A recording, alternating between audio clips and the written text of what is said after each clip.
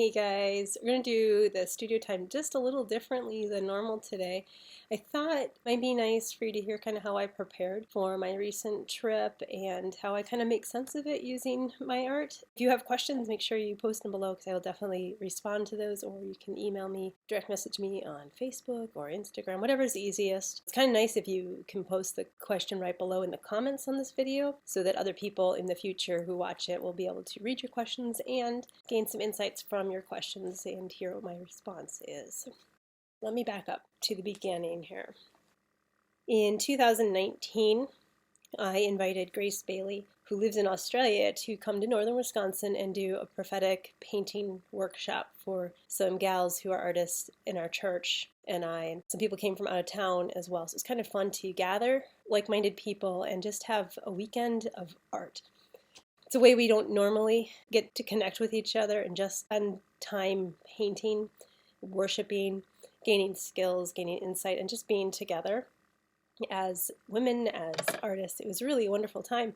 Anyway, during that workshop, she mentioned something about Thailand and the work her son was doing with this group called Project Justice International. I'm like, I wonder what they're doing over there. She talked about the kids, she talked about the hopes and the dreams, and she's like, I'd love to have an art group over there. And then somehow during the course of it, she found out I was an art therapist, and she's like, would you ever consider coming with? And I'm like, yes, that is the stuff I love to do. I love going on mission trips, and if I can bring something of value to teach them art therapy, to make some art, to give the staff or the kids something that they can continue doing after I leave, I love to be able to do that. She went back to Australia. Here and there, we bumped into each other on social media and did some things. Anyway, she sent out her newsletter in January this year, 2023. Said, hey, thinking about going to Thailand. Does anybody want to come with? Would love to be able to make some art while I'm there. I don't read all of her newsletters. Sometimes I skim them. Sometimes, I just don't get to them. Just like with all the newsletters, right? I'm sure you guys can relate to that. And so I had read through the whole thing. This little one sentence was way down the bottom of her newsletter. I respond right back and say, of course, totally still interested, would love to hear more. And I don't remember the exact timeline, but we started talking and she told me more about it. And long story short, in May, I head to Thailand. And in that process, there was lots of things going on. But I decided I should, refresh my memory on different cultures and prepared. Been a while since I traveled. And so I dug through some of my old books. And one of them that I read was Foreign to Familiar. Fabulous book. If any of you are interested in learning more about cross-cultural issues, I really recommend this book. It's really practical information. It'll make you laugh. It's 128 pages. It feels like an easy read. It talks about warm culture versus cold culture. You can laugh at your own culture. You can see maybe some pitfalls that you want to intentionally take steps to overcome as you travel to any culture. Very good book. It was nice to be reminded there. Also, in the process of preparing for the trip, I connected with some people, put out a little ad or a plug, because I wanted to create something with art that I could leave there, and I wanted to involve more people, even if they might not be able to travel to Thailand. And so I put this plug out on social media about Christians who've made art inspired by the Bible or as a time of worship, and they'd be willing to share a digital version of the images along with the verses that inspired either the actual image or that came to mind as they looked at that image. And 18 different artists participated, and there's 39 images. This is the book that was created. I ended up adding about 20 reflection questions, and I'm sorry if this feels like I'm bouncing around a little bit, because there's always different parts and pieces that come together as I prepare for something. So one was, getting the logistics, reconnecting with Grace, trying to get some emails going back and forth, because it's almost a 12-hour time difference, so it's a little hard to communicate. Then I was gathering images and verses for this book and journal that just felt like, I don't know why it came to mind when I was thinking of activities to do with the kids that we'd be working with, but creating a journal, creating a book to inspire and encourage them to make art in response to their time with God or in response to reading, and also to get them into doing art for emotional processing and all of those layers. So this book was heavy on my heart to make, and as I interacted with people in trying to gather the images and get the verses accurate. I connected with a couple people who didn't feel like they had art to give in time, but they had some connections. Claire grew up in Taiwan, and now she's in Canada. She's studying to be an art therapist, and she had a couple connections in Thailand. And so she thought, well, these people might be interested in helping you translate the verses. So she connected with me, with Dina. And this other gal was going to try to do some translating into Laos, but then, things came up and she couldn't. Well, Dina happened to know somebody in Laos that she worked with business who was willing to look at it and see if the Google Translate for Laos came through all right. It's just interesting how the puzzle pieces come together, how one connection leads to another, And so I had a woman in Laos and a woman in Thailand. I had never met them, but they came together and they double-checked the Google Translate for the verses in these books and the questions in these books. And so as I'm working on that, trying to connect with Grace, who's super duper busy, and deal with the time gaps, the time differences, reading this book. So remembering some of the cultural differences, putting this one together, also navigating, my own life and everything. But it's doable, right? We make time for what we need to make time for, what's heavy on our hearts. And even when we're super stressed, somehow what needs to get done gets done. It's not always what we think is the important part to get done, but the vital parts do somehow come together and get done. So creating that book, preparing prayerfully, beginning to put the journal together that I would bring with me, thinking of the travel, thinking of the logistics of weight, because if I was going to bring, and I did, I brought 30 of these books, that weighs, right, in your luggage, and you're really limited in size and weight. One of the requests from the people we're going to be working with was for some English games. Because one really important part for all the kids that are in their programs is to learn English and to be able to speak it well. So trying to talk with some friends of mine who have kids, some of my family members, some of them are teachers, and go, what kind of games are really helpful for learning the English language? So we came up with a list, put them on Amazon, told people about it, started gathering some of those. And then we were thinking art projects that we wanted to do with them and what kind of art supplies. So figured out about how much that would be, told people what we were planning, what we were hoping to do, and decided with the restrictions that we should try to get the games and get the book, minimize our own packing supplies, minimizing the art that we would bring if we had a chance to make art or like for our journals, and buy the art supplies there, because then the other perk is then they can replace things, right? They don't have to wait for somebody from America to come or pay a huge amount in shipping to get it there. So that's what we ended up doing. Streamline as much as you can to be within the weight limits. Get the English games as a priority in the bags and the books in the bags. Very long days to travel to the other side of the globe. In the end, I would literally circle the globe. So as I prepared for myself, even though I was trying to minimize what I brought with me, I was thinking plane rides and devotional time. These are the books that made the cut.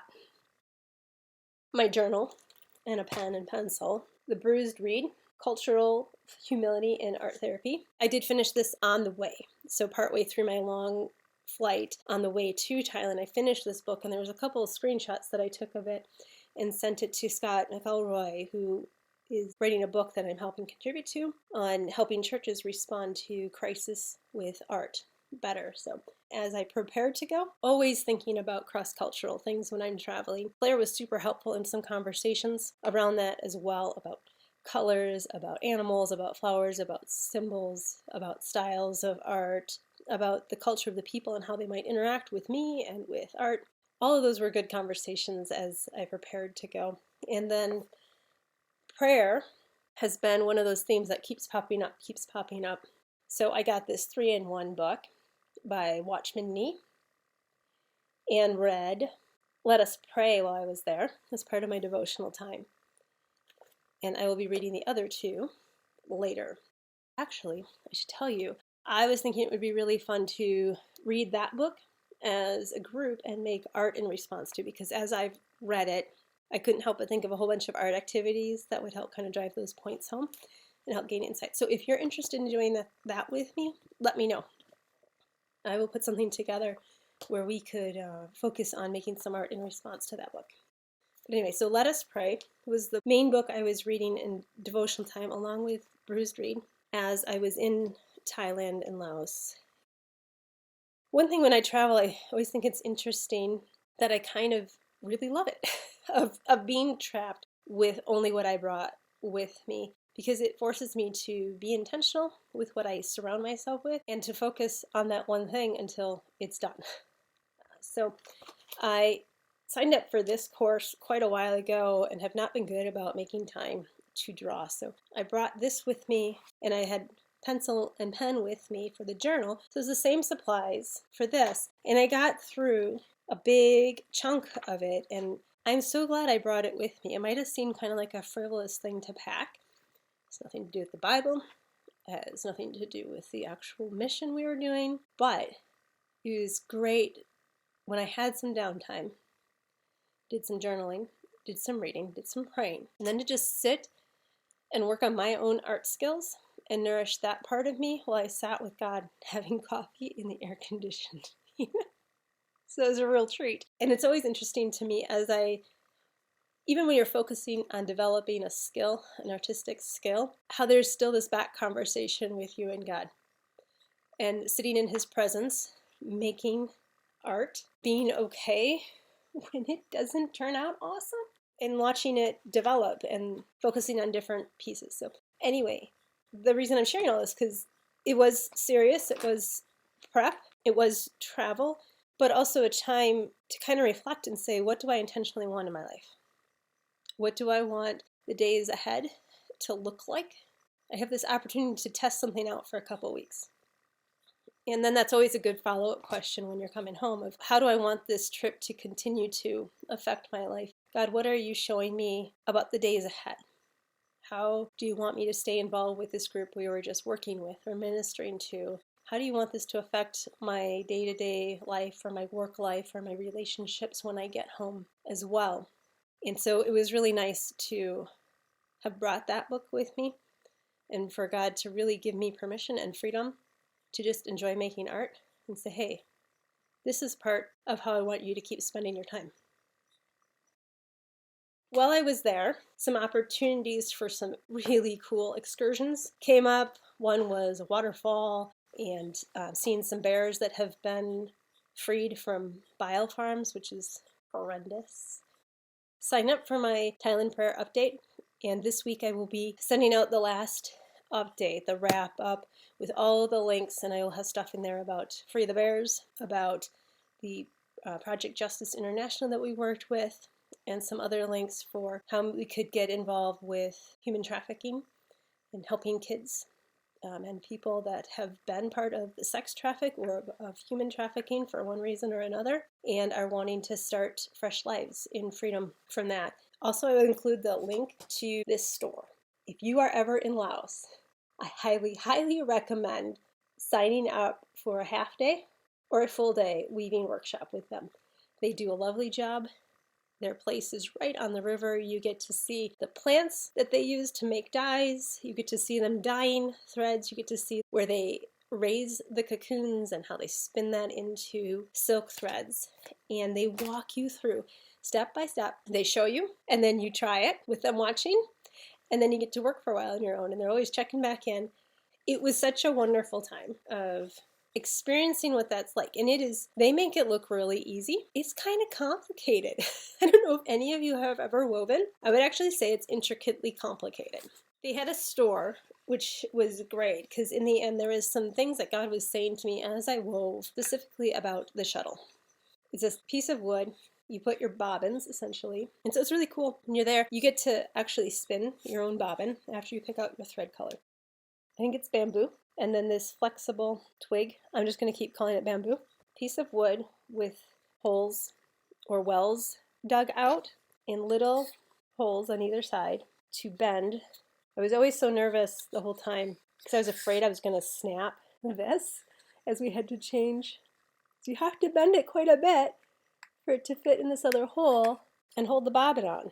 So when you actually do it in place, they would have the same in each one. So I had one shuttle that was red and one that was white on both sides. So I'd have one shuttle, both sides had a white thread, and then another shuttle. Both sides had the red thread. I was just making like a placemat because I just signed up for the half day. They had all of these black threads, and they said there's probably about 700 of these threads. Do you see how fine those threads are? So that whole thing is made out of, so super fine.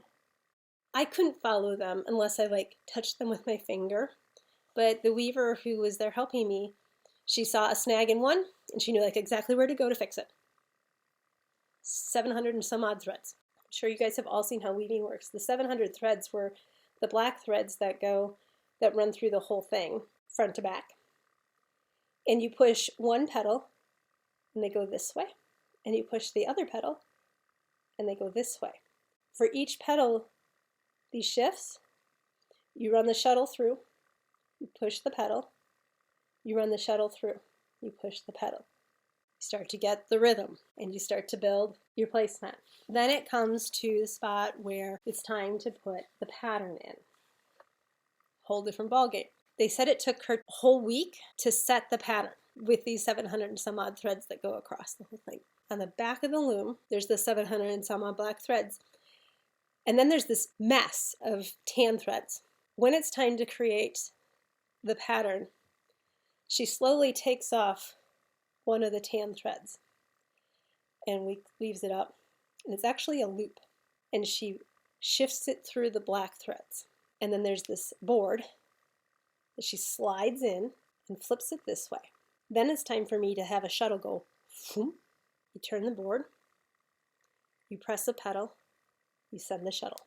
And these lines, it's silk thread. It is very, very fine. As she pulled these threads and changed the pattern that the black threads would be up or down, I could not even detect that anything was changing. And then suddenly, this pattern starts emerging. The black threads don't look different. My red and white threads I use slightly different compared to like just down here. I just used the white threads. This one I did like 3 rounds red and 3 rounds white. Maybe it was 4. Anyway, as I wove, I could not detect the pattern developing.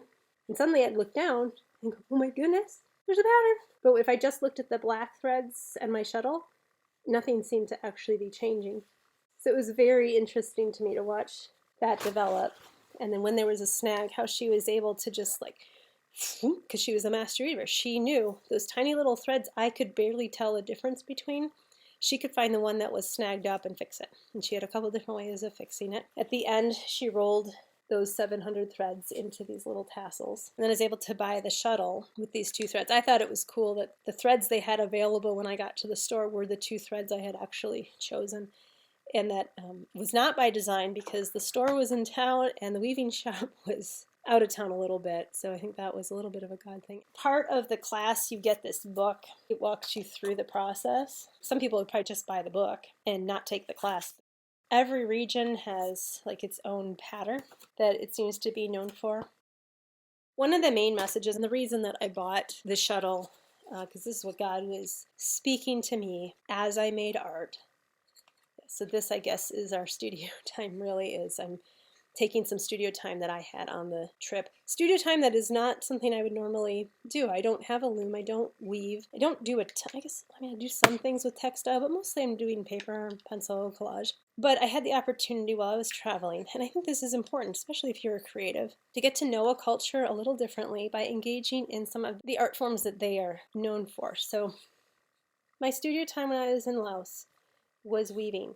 And the message that God spoke to me as I was weaving was, who are you weaving your life with? Who is in your shuttle with you? I'm not going to tell you my answer, but it was a powerful moment for me. And as I wove, and it's quite relaxing, like pedal, shuttle, pedal, shuttle, pedal, shuttle. You are thinking about all the logistics of the weaving, but as you start to get in a rhythm, other thoughts bubble to the surface. And who are you weaving your life with? What are you weaving your life of? What pattern is developing? Do you see any snags? Are you going to let the snag get really big before you do something about it, or are you going to seek some help now and figure out why that weird little snag is developing? Those are questions I'm going to continue journaling about and thinking about as I intentionally design my weeks and my days ahead. One of the things that I'm going to keep having in, of course, is time with God, but also giving myself permission to take my classes that I have signed up for to develop my art, having time to journal.